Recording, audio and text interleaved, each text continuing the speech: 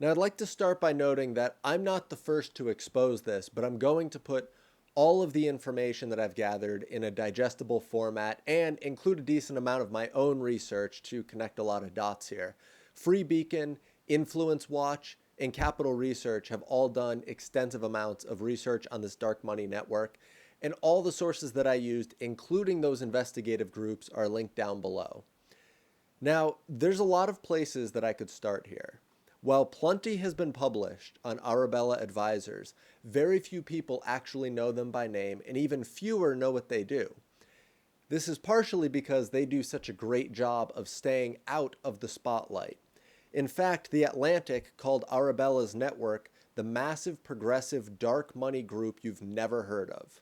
Now, Arabella Advisors is a DC based philanthropy consulting company that caters to major left wing organizations. And if that sounds like a mouthful, put simply, they're a major far left impact investment company.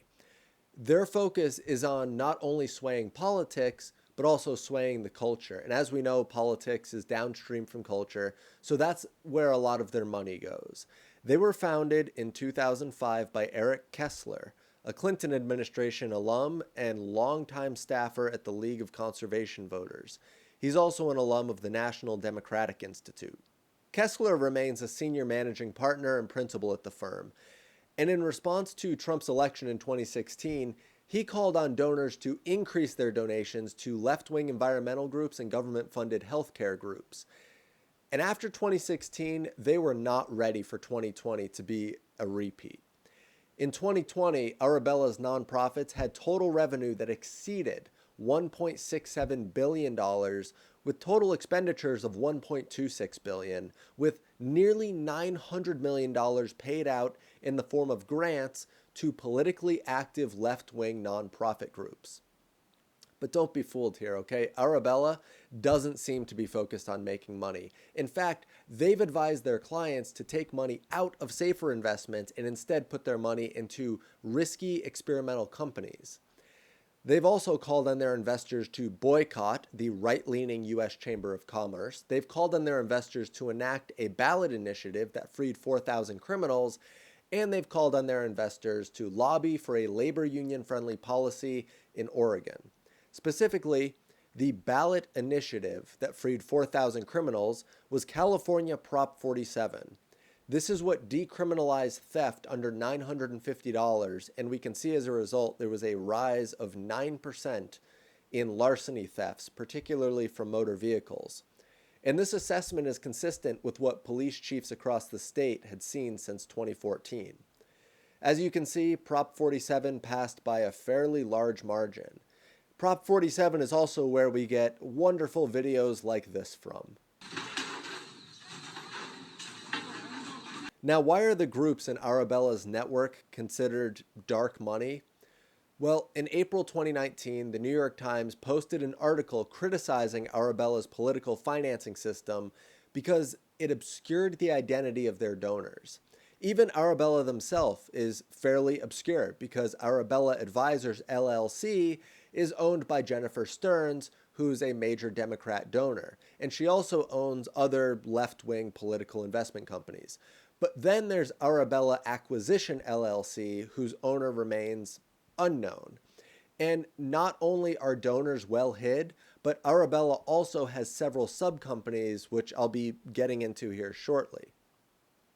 And on the legal side, one of Arabella's lawyers seeking to keep their true character out of the public eye is Mark Elias. Mark Elias is someone that I've talked about extensively on the channel back when the FBI Trump Spygate scandal was being revealed through FBI emails. Mark Elias was a Perkins Coie lawyer who was the general counsel for Hillary Clinton in 2016 and John Kerry in 2004. Mark Elias, more famously, or infamously, is the man who took roughly $160,000 from the Clinton campaign and the DNC to pay Christopher Steele for the slanderous and fraudulent Trump dossier.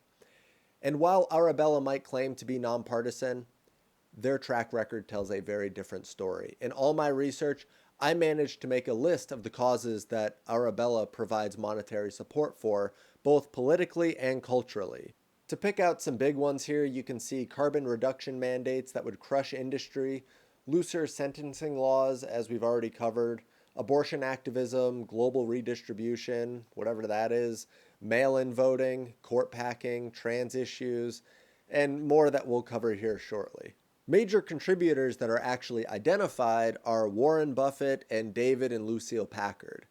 They've also received massive donations from the foreign-funded Weiss Foundation, along with their advocacy wing called the Burger Action Fund. Weiss has paid hundreds of thousands of dollars to Burger since Burger's creation in 2007, and between 2010 and 2017, Burger donated $12.4 million to one of Arabella's sub-companies, the 1630 Fund. And in that same time period, 2010 to 2017, they donated $1.29 million to another sub-company called the New Venture Fund. So before jumping into the first major scandal, I'd like to take a minute to share with you what's been going on here behind the scenes. As you can probably tell, I've taken some time off. Got married, moved 3,000 miles across the country, got a job that pays the bills, and now I'm back. New life, new goals, new era of deep investigations that beckon back to the earliest days. And with that has come a new drive for the hardest hitting content to keep you in the know and to connect with each one of you personally. That's why our Patreon service has returned with new tiers, new ways to support our efforts, and new ways to connect. And if you can't support us, but you'd like to be a part of our community, you can join for free and stay up to date on everything going on. But for those who can support our mission, we have tons of perks from pen pals to investigation notes to live streaming, Q&As, and more. So head over there and check it all out if you're interested. I figured if we're going to revamp everything, then let's do it the right way, because this is certainly the right time. Thank you. As you can probably guess, 2020 was a big year for political activists. But the real battle is not so much in federal elections as it is in the local elections. And the redistricting process by state legislatures can turn certain voting districts red or blue. One of the primary pieces of information that they use for this redistricting is U.S. Census data, which brings us to the first major scandal that we'll be covering tonight. Now, the census is taken every 10 years, and it determines how many congressional seats and electoral college votes each state receives. This is where the organization called Fair Representation in Redistricting comes into play. They're a front for the Arabella subcompany New Venture Fund. Now, the goal was couched as fair representation of underrepresented communities, but their true intention was to fund lobbying campaigns to block Republican lawmakers from basing district maps on the number of eligible voters and instead base it on the total population, non-citizens and illegal aliens included. This effectively dilutes the voice of the citizens, no matter their race or political affiliation. In 2015, an analysis by Real Clear Politics showed that a larger number of non-citizens increases the chance of a district electing a Democrat. In total, fair representation and redistricting targeted 14 states that are either battleground states or longtime Democrat targets, like Georgia, Florida, Virginia, North Carolina, you can see there, Wisconsin, and even Texas. Other states were targeted due to large minority populations, but not a single definitively blue state was targeted. So the organization behind this, Fair Representation and Redistricting, is a front for the New Venture Fund, and the New Venture Fund is a subcompany of Arabella Advisors.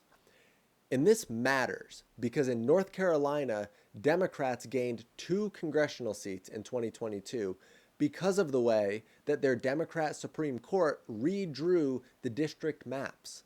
Luckily, voters responded by booting the Democrat majority out of their state Supreme Court in the 2022 midterms.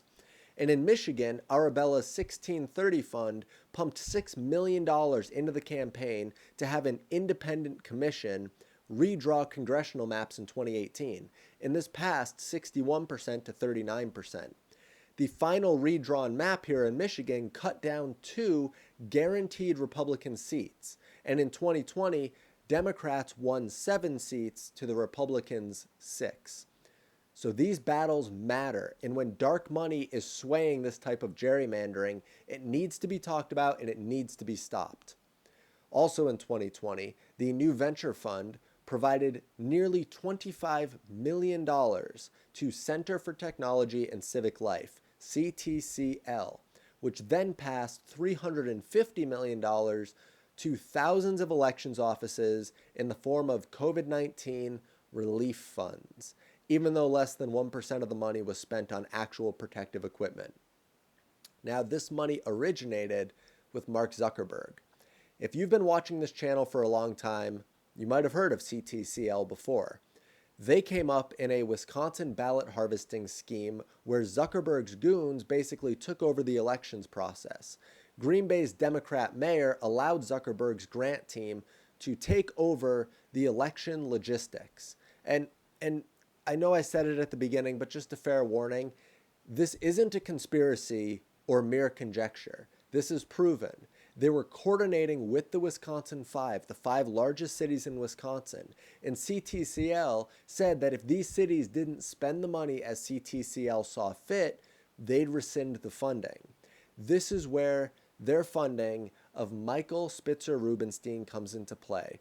And I'm not insinuating anything by this, but merely stating the facts. Spitzer Rubenstein was the state leader for election security for the National Vote at Home Institute, very left-wing, which just so happens to be the same organization that CTCL's founder and executive director is an advisor for. Spitzer Rubenstein was put in charge of correcting absentee ballots sent to the city clerk. And while city clerks are permitted to fix ballots, Spitzer Rubenstein was not, but he did anyway. He was also given the keys to the locked room where the ballots were stored, and CTCL's demands went beyond what the mayor and his team could legally comply with, but it didn't really matter. They went along with CTCL anyway. Now, leaked emails revealed Spitzer Rubenstein was given access to not only absentee ballots, but also voting machines and hidden internet networks where the votes were being counted. So one of Arabella's sub-companies is contributing massive amounts of anonymous money to a group, turning our elections dark, just like the money that they pass along. And like I said, again, for the 3rd time, maybe the 4th time, I'm not insinuating anything, but that's just the reality of the situation. Now, last September, so September 2023, the DC Attorney General opened an investigation into Arabella Advisors and the nonprofits that they control, some of which I haven't even mentioned yet, and he issued subpoenas for financial records to uncover potentially illegal political spending during and following the 2020 election. Part of this investigation was focused on New Venture Fund's relationship with Secure Democracy, a voting rights group that pushed for expansion of mail-in voting in 2020 and ran ads attacking multiple Republican senators. As exposed by Free Beacon, whistleblowers within Secure Democracy have suggested New Venture Fund illegally used charitable donation dollars and resources put towards Secure Democracy to attempt to influence Republican lawmakers and voters to support an expansion of mail-in voting. And if you have any reservations about believing that there was a well-funded cabal of powerful people who changed rules and laws, steered media coverage, and controlled the flow of information, just remember Time magazine admitted this, except they couched it as saving the election, saying their work touched every aspect of the election. At the risk of this article violating YouTube guidelines, I won't say anything more about it, but it's a real article linked below in my sources. It's long, but it's a worthwhile read, especially when you pair it with the research in this video. A lot of dots get connected. Now, the last thing to mention on this is that in October 2020, the Louisiana Attorney General Jeff Landry sued New Venture Fund and CTCL and the consulting firm that represented both organizations for injecting unregulated private funds into the Louisiana election system. The lawsuit was initially dismissed, but in 2022 it was reopened, and the Louisiana Supreme Court ruled 4-3 that the lawsuit could proceed. So, as you can see, Arabella is very politically active, but I'll let you be the judge on what you think of their actions.